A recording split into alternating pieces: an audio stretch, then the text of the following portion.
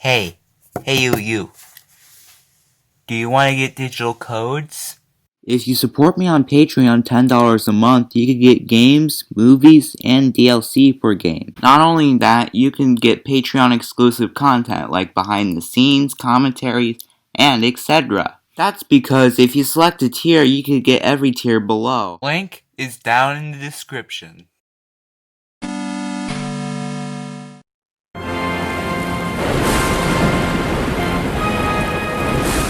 Gentlemen, I bring you A new year! Not only that, but a new decade! Society is completely corrupt now because of violent video games. Women are getting raped, people getting drowned in gasoline, and dead bodies laying like Woody the Cowboy. Oi, you! The ESRB, the people that protects us from getting corrupted by the latest Call of Duty and going to schools and do the you-know-what.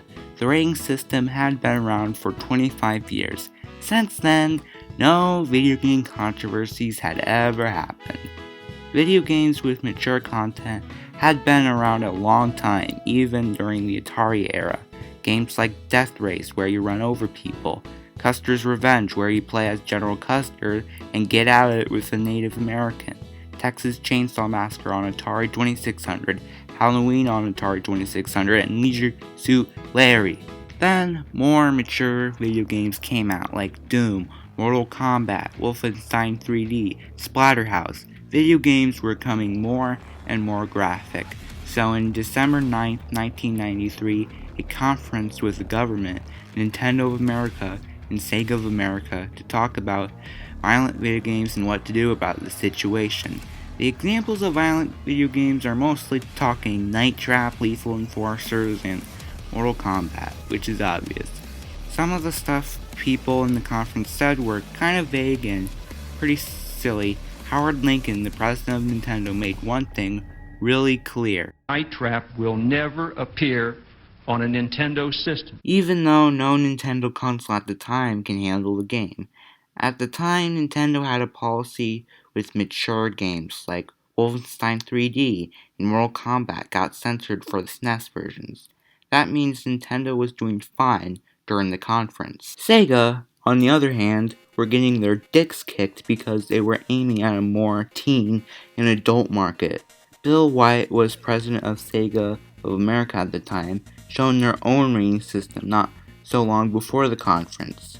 Back in the early 1990s, Sega had their own rating system for their own consoles. GA for general audiences, MA13 for games 13 or older, and MA17. The judges at the conference were not happy with the ratings, even though the Sega rating system and the upcoming ESRB ratings are the same thing. Even though Sega got beat down to death during the conference, they still won it, and it made a lot of sense for video games to have ratings like movies do. The following September of 1994, the ESRB was established. The first ratings was early childhood, kids to adults, teen, mature, and adults only. Eventually, kids to adults got changed to E for everyone, which is better for your tongue and more straightforward. Then, in 1999, the ESRB changed the spray paint letter into the bold black letters we know today. The EC and AO rating isn't commonly used though. EC for early childhood is sometimes mostly educational games and toddler games. I can't really find a list of EC rated games. I don't really have much to say about that rating. When I mention that rating, I just like to call it the C in one letter, which is also better for my tongue. With the totally opposite, the AO rating is the rarest rating out of the ESRB. The reason is that most consoles in the market today has a policy against rated AO games, and most retailers won't sell games that are rated AO. When a game gets an AO rating, developers just delay the game to change some things up to get the M rating.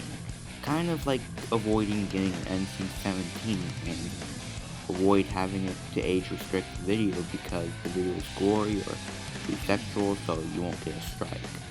Most AO games are on PC and are uncensored versions of games that are already rated M on consoles, and also, mostly. The only two rated AO games on consoles is Thrill Kill on PS1 and Grand Theft Auto San Andreas. Wait, what? Thrill Kill is basically some sort of Soul Calibur clone about people in torture rooms beating the fuck out of each other. The game was rated AO because obviously it was gory. The game was cancelled, but you can find a reproduction disc or download a ROM of the game. With Grand Theft Auto San Andreas, a sex scene was found in the game's coding when the game was already released in stores. People were angry because the game was rated M even if you only can find it in the game's coding. So, Grand Theft Auto San Andreas got re-rated into an AO rating and pulled from store shelves. So, Rockstar went in there and removed just this coding to get the M rating back, which is the reason most copies of Grand Theft Auto San Andreas has second edition on them. In 2004 and 2005, the E10 Plus rating was born because of Shadow the Hedgehog and Donkey Kong Jungle Beat, because, oh, that's bad for a 5-year-old to see. Oh no. Sometimes I walk into a gaming store and see the rating and say out loud, what the fuck? Like, Crash Bandicoot The Insane Trilogy is rated E10+. How is this game rated E10+?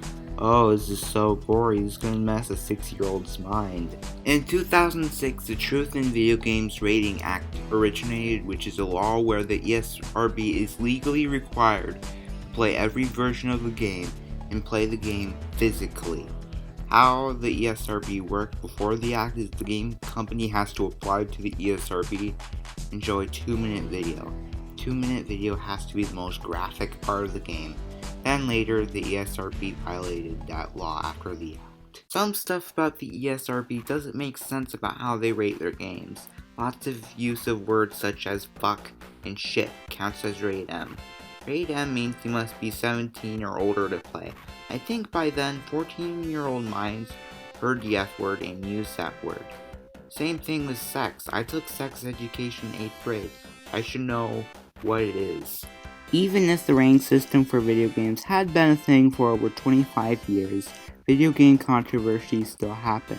Politicians, reporters, and parents always complain that the games aren't appropriate for children. With the digital world, kids can buy as much M-rated games as they please. They could just go to Walgreens, buy Xbox Live Bucks, go home, and buy fully clothed sex scene in the game if the parents hadn't set a parental law. Kids can even get a physical copy of an M-rated game if they are smart enough. They can just go to Walgreens and buy Amazon gift cards and get whatever game and play it. Parents even buy their kids rated M games with no second thought and then storm into GameStop yelling at the employee that the game wasn't appropriate for kids, even though the employee made it clear that the game is for adults 48 hours ago. Parents are fucking stupid and think that Mario and Sonic are the only games out there.